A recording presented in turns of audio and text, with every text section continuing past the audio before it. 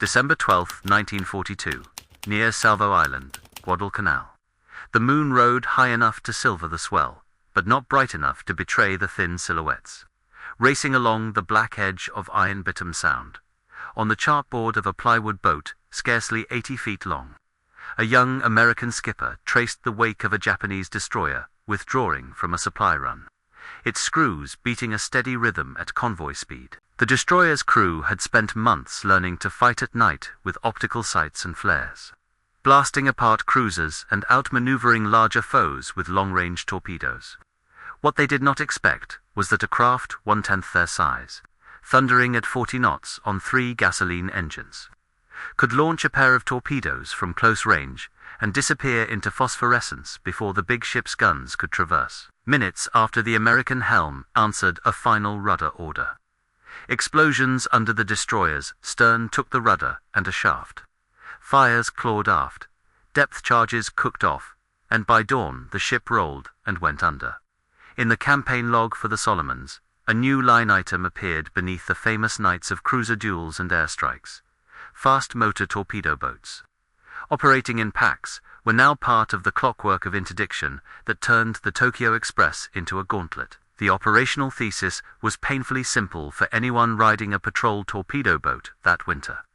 Speed plus surprise could compress a complicated gunnery problem into a short-range torpedo solution. The small boats were not designed to slug it out with destroyers. They were meant to get in first, throw steel first, and force a fleet built around long-legged destroyers and superb night optics to react where its strengths mattered least. The boats that carried that logic forward were cobbled together from wood, fuel, and nerve. A standard 80-foot PT boat from the Electric Launch Company displaced a few dozen tons and was built of layered mahogany over frames that could be repaired with carpenter's skills a world away from battleship yards. 3 Packard V12 engines, each good for roughly 1,200 brake horsepower, fed by aviation gasoline and cooled by the perpetual spray of the Pacific, pushed the hull to just under 40 knots in service trim and more when tide and temper cooperated. On deck, early war armament centered on 421-inch Mark 8 torpedoes in tubes, the same diameter as those carried by destroyers 2 generations earlier. Each warhead packed hundreds of pounds of high explosive, but range and speed figures were meaningful only if the boat could put a fish in the water before the target either combed the track or erased the attacker with a few salvos. The crews adapted the tools they had. Torpedo tubes gave way in many squadrons to lighter roll-off racks to improve weight distribution and firing arcs. Commanders shifted the boats to where terrain and traffic favored ambush, using reefs and islets as both cover and reference. Radio discipline improved. When the Navy started feeding the squadrons short-range radar sets tailored from airborne gear, the boats could find targets in rain squalls and coastal haze that defeated unaided eyes.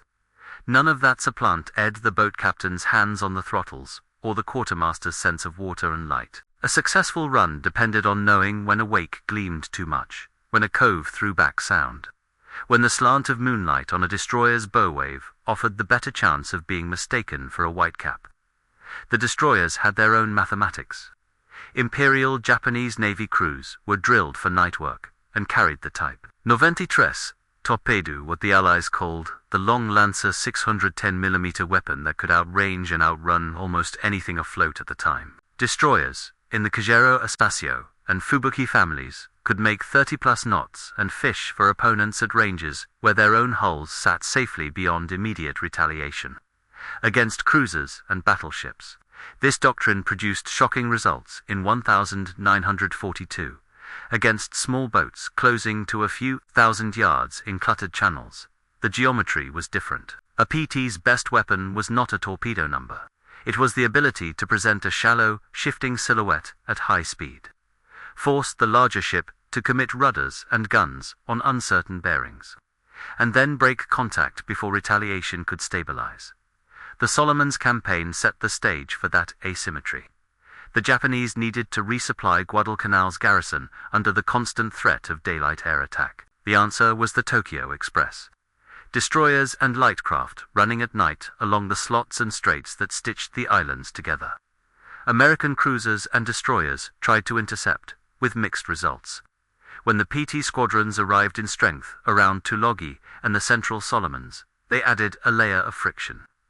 A destroyer commander could accept dueling another destroyer at night. He could not ignore a cluster of radar blips rising from shoal water, or a torpedo wake threading across his path at close range. Even when torpedoes missed or failed to detonate, the destroyer's evasive maneuvers degraded formation keeping and time on task, pushing the clock against the Japanese logistics problem that already ran on a knife's edge of fuel, current, and fatigue. The patrol boats learned the hard parts quickly. The first lesson was that speed was not sanctuary if used in a straight line. A destroyer's fire control could step a string of shells along a predictable wake, and even a near miss could turn a 40-knot sprint into a choking crawl when splinters tore up carburetors and gauges. The second lesson was that the older Mark 8 torpedoes had to be handled with care and luck. Shallow settings and erratic runs were not rare in the early months, and nothing sapped confidence like a wake that veered away or a fish that buried itself harmlessly. The third lesson was radar discipline. On nights when multiple sections stacked into a choke point, as in the Blackett Strait ambushes of mid-1943, crowded channels and overlapping plans could ruin a good contact picture. After those nights, squadron COs reworked sectors, refined reporting formats, and leaned harder on a simple principle. One section engages, the rest stay out of the torpedo tracks. By late 1942 and into 1943, the boat crews could point to engagements where their doctrine delivered. Off Guadalcanal, the destroyer screens withdrawing from supply drops had to pass the gauntlet west of Sova. There, tucked under land shadow, boats accelerated from idle to attack speed in seconds, slid across the destroyer's course, and fired in pairs to bracket the stern.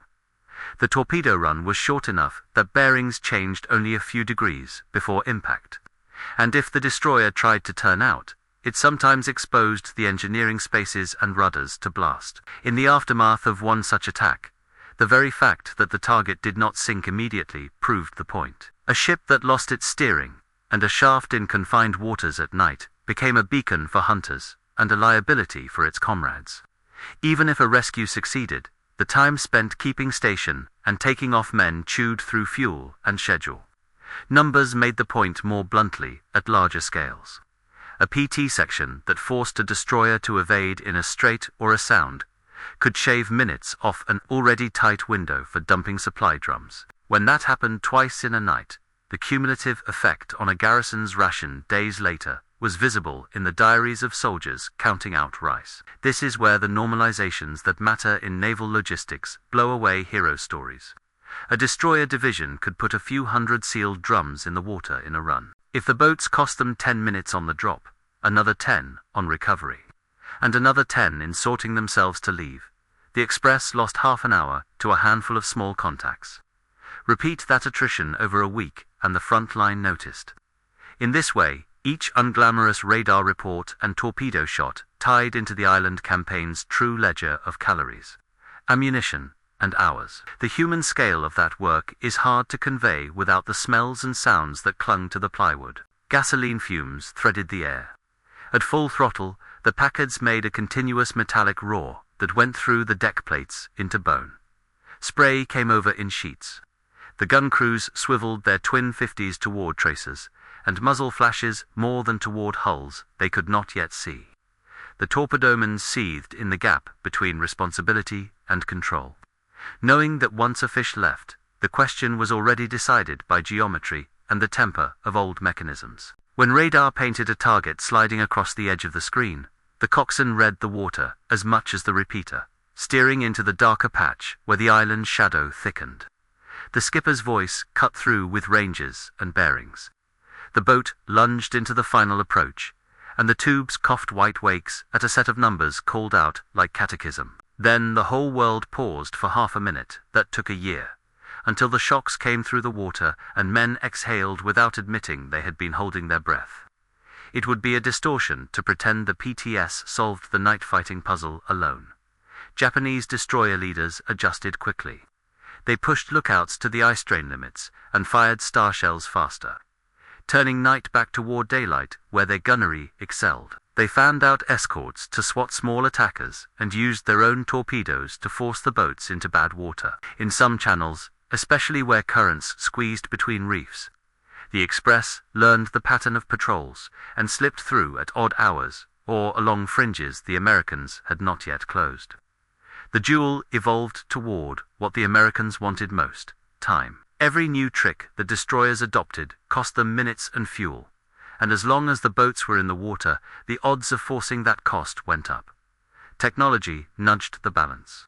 The first compact sets gave boat captains something beyond guesswork in rain or glare.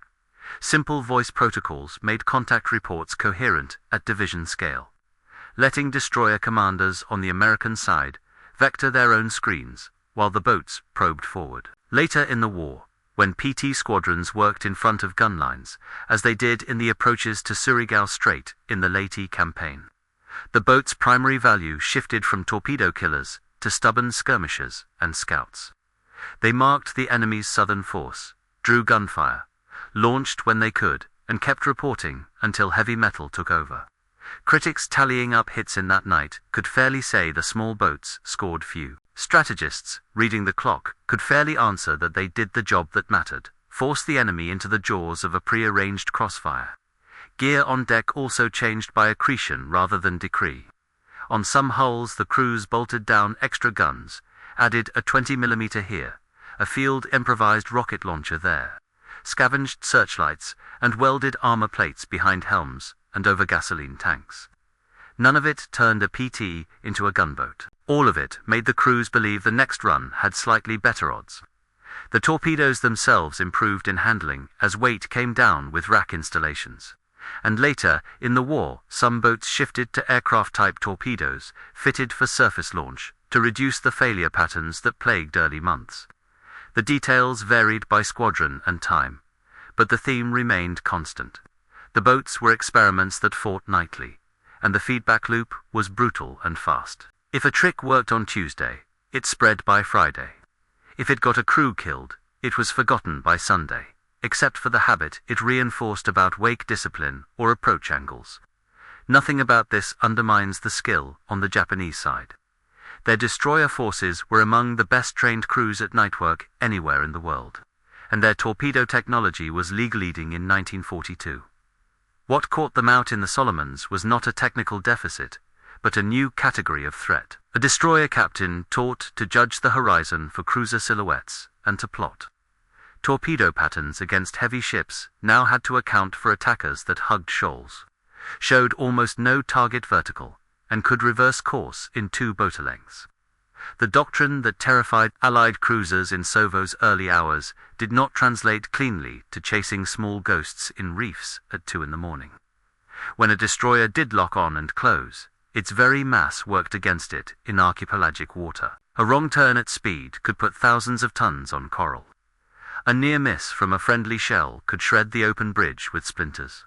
A depth charge set wrong could hurt friendly screws. The little boats forced those mistakes to happen more often by being there. In numbers, every night the Express tried to run. The calculus of cost was asymmetric. A PT lost meant a dozen souls and a small hull. A destroyer damaged meant a fleet unit sidelined and an escort gap. Even a brush with disaster had operational effects for the Japanese. The ghost of a torpedo track seen too late lingered in habit and made the next captain turn out a little earlier or carry a little less speed past a suspicious point of land. That hesitation transmitted through an entire division, and the minutes lost, there were the minutes lost at the unloading point. And the minutes lost at the unloading point were meals that never reached foxholes on the Lunga perimeter. Over months, this is how 40 knots and 4 torpedoes changed a campaign.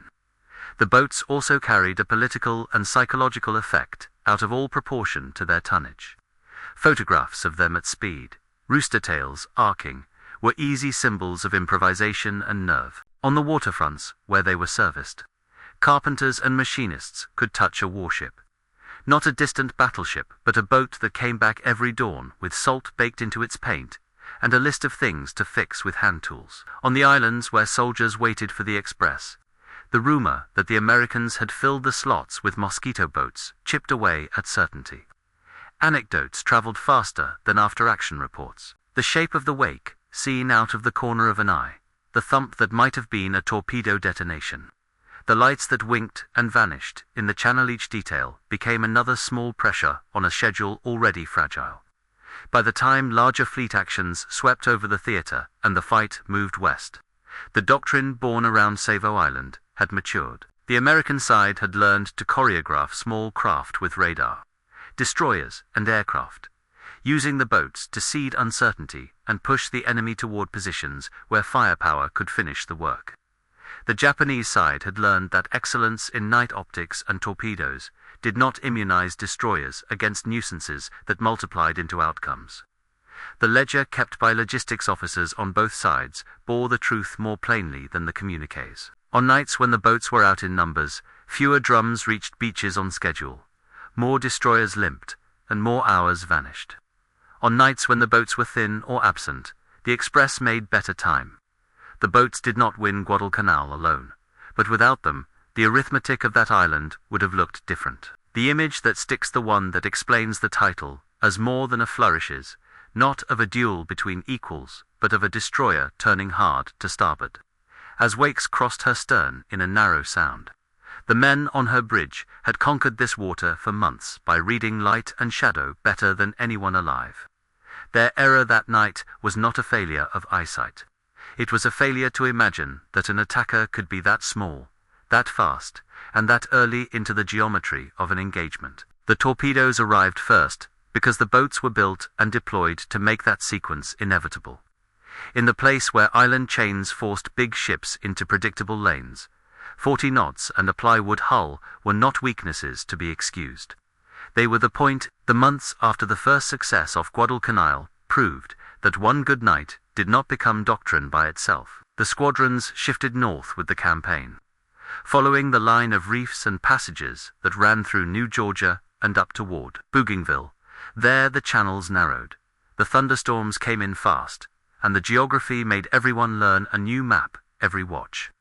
On some nights, the boats left Tulagi in strings, fanned out to sectors marked by headlands and shoals, and shut down to a diesel whisper at loiter speed, while lookouts scanned where the dark was darkest. When a destroyer column pushed through on a run to Columbangara or Vela, the water itself told the story first.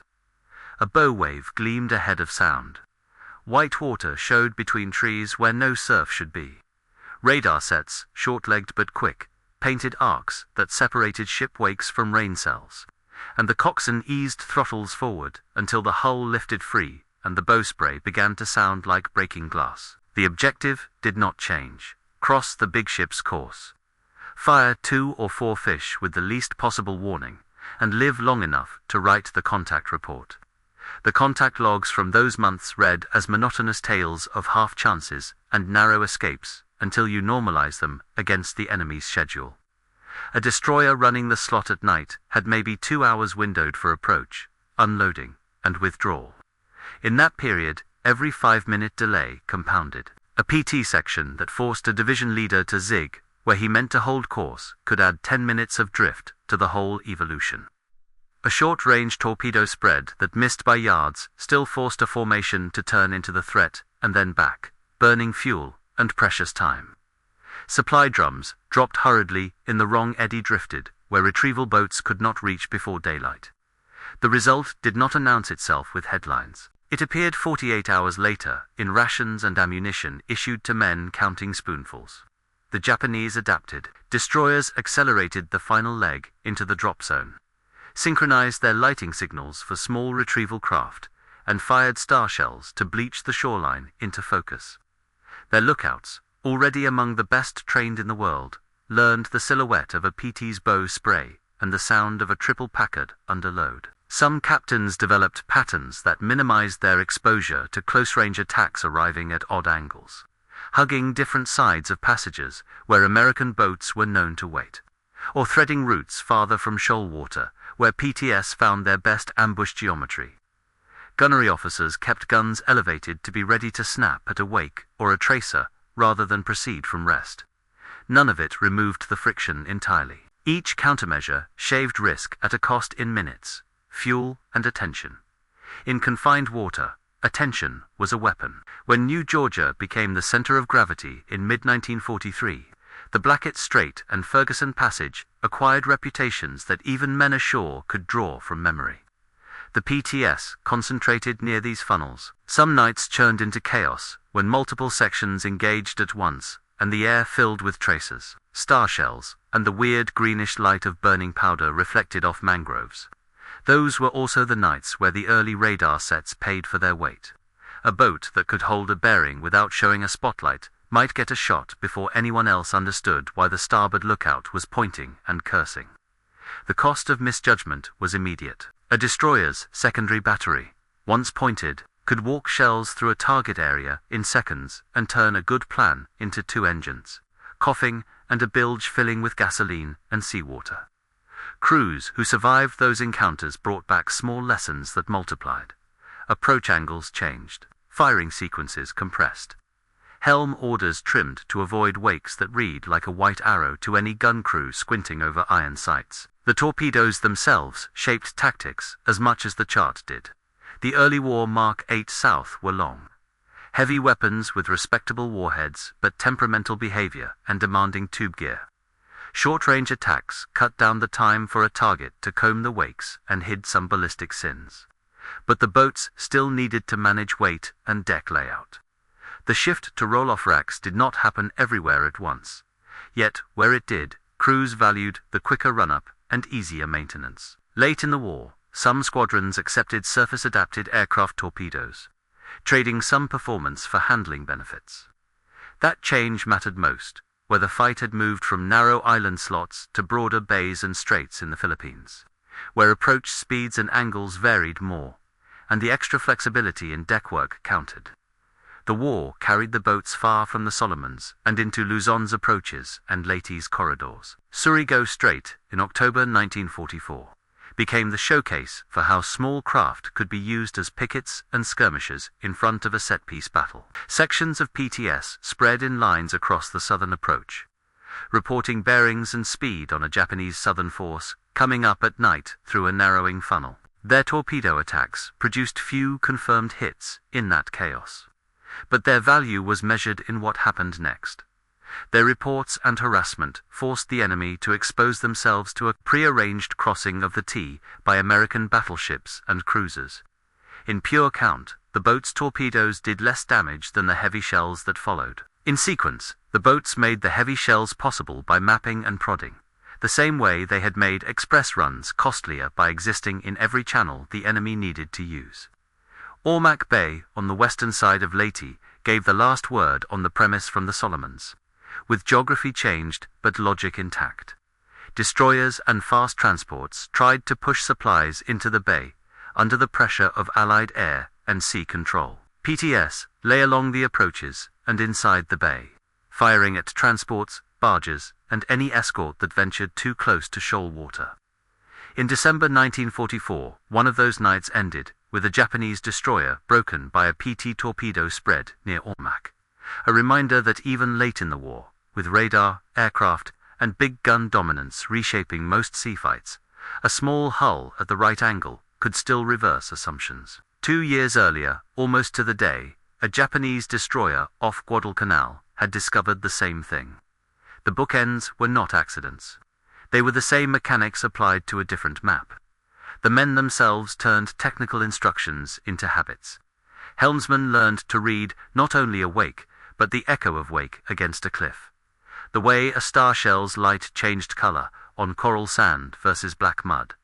The way spray looked under different winds. Torpedomen rehearsed, loading drills in daylight, until the motions were muscle memory in rain and smoke.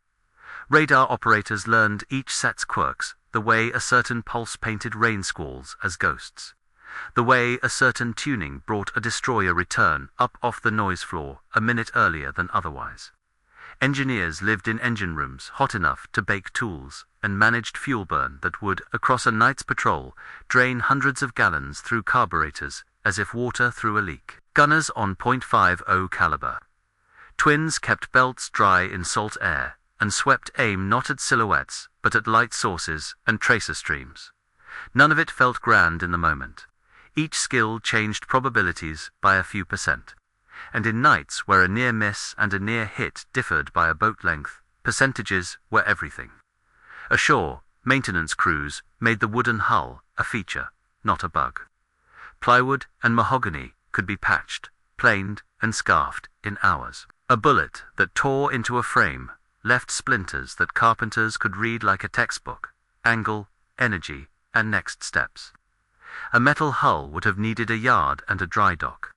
A PT could nose onto a beach by dawn, sit on cribbing by noon, and be out again by sunset with new planks, a rewired pump, and a jury-rigged shield over the helmsman.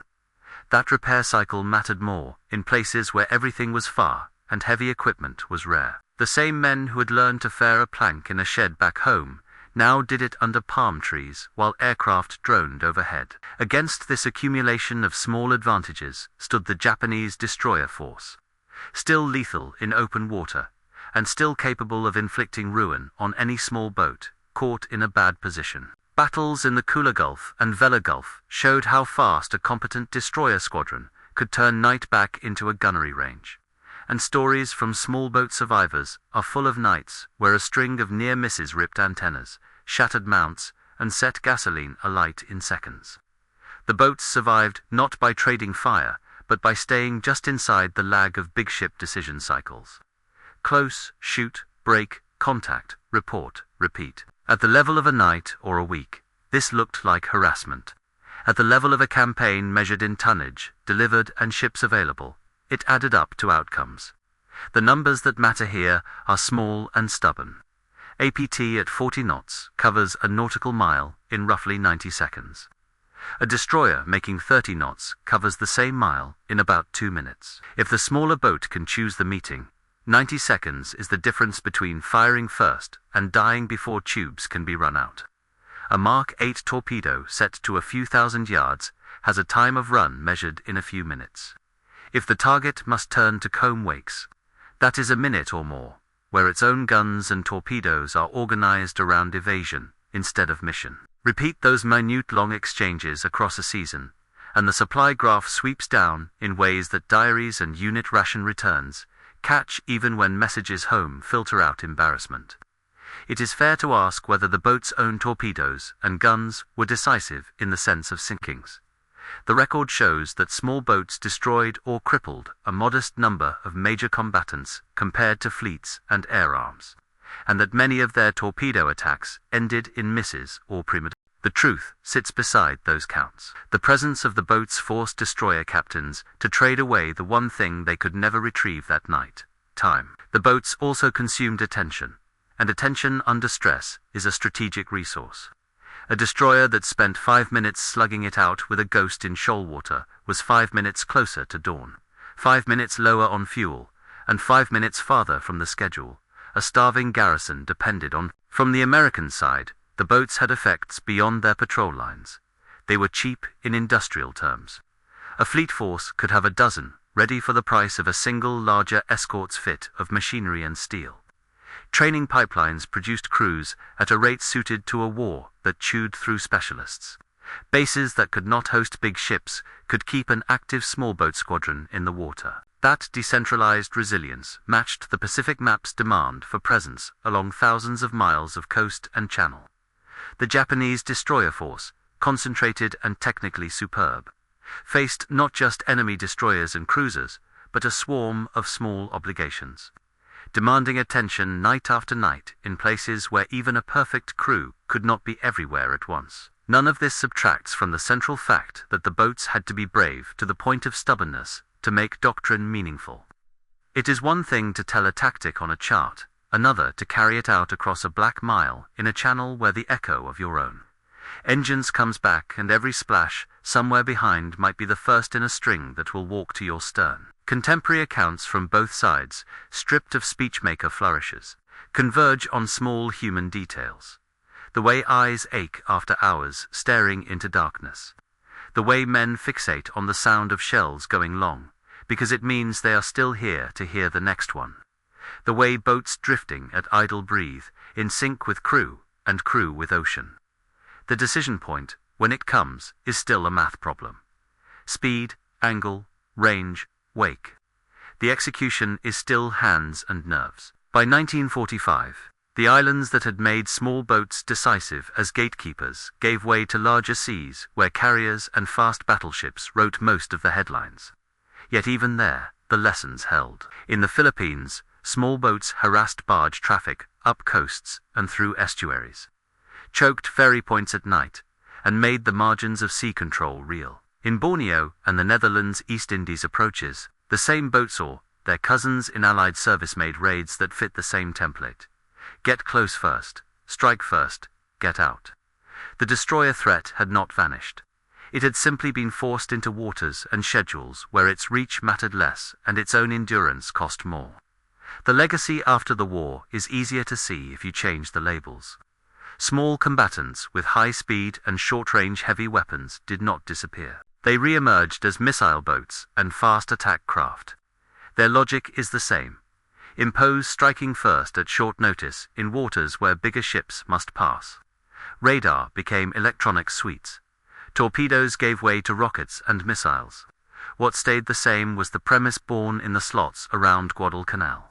A small craft in the right place creates disproportionate pressure on a larger enemy by dictating the first effective action. From the Japanese destroyer bridge in 1942, that looked like a misreading. Later, it looked like the difference between a quick resupply and a slow, embattled retreat. The title's promise belongs to two separate nights, separated by 2 years and many miles. In the first, a destroyer running from Guadalcanal discovered that the silhouette it had learned to fear in cruiser fights was not the only one that mattered. In the second, a destroyer in Ormoc Bay learned late that the war had given the small boats new radar, more flexible torpedoes, and a map crowded with places where their speed counted more than gunnery. In both, torpedoes arrived first, because the boats could force the enemy to meet them on a timetable set by the attacker, not the escort. Those are not metaphors. They are minutes ticked off a navigator's board. Ranges called over a headset in terse voices. Screws throttled up against cavitation. And wakes cutting shallow angles across channels that still exist on charts today. The boats did not change naval war by winning duels. They changed it by making certain duels impossible, and by turning others into running fights on unfavorable ground. What the Japanese destroyer force never expected at the start of the Solomons campaign was not that the enemy had small, fast boats. They knew that category well enough. It was that those boats would be used with a discipline and persistence that made them part of a system. Night after night, in water after water, they appeared where big ships had to pass and took the first action. That habit bent curves that supply officers and operations planners had to meet, and no single fight, however spectacular, mattered as much as that steady bending. Across 2 hard years, that is how 40 knots and the first torpedo in the water became more than a tactic. They became a rule that the enemy had to obey. As we approach the end of our remembrance today, we're grateful you listened to this full story with us, and we're glad our archive has nourished your heart and soul. War stories have probably also marked your family's life in some way, haven't they? Maybe you wore the uniform yourself, or perhaps someone you loved did. Your father, a grandfather, or even an uncle. If so, we'd like to invite you to add another chapter to this record. Share with our community a war story that resonates in your family in the comments below. It could be a family tale, a saved letter, a lesson learned on a flight line, or in a muddy field. Anything you want. Tell us from where and what time are you listening to this message. This contribution helps to grow and keep our community together. We can't let these incredible stories be lost in time. The World War II Archives channel was created to honor and preserve these memories. Finally, if this resonates with you, we invite you to subscribe and perhaps share it with a friend who also recognizes the importance of these tales. Stay tuned so you don't miss the next one of our lost archives yet to come.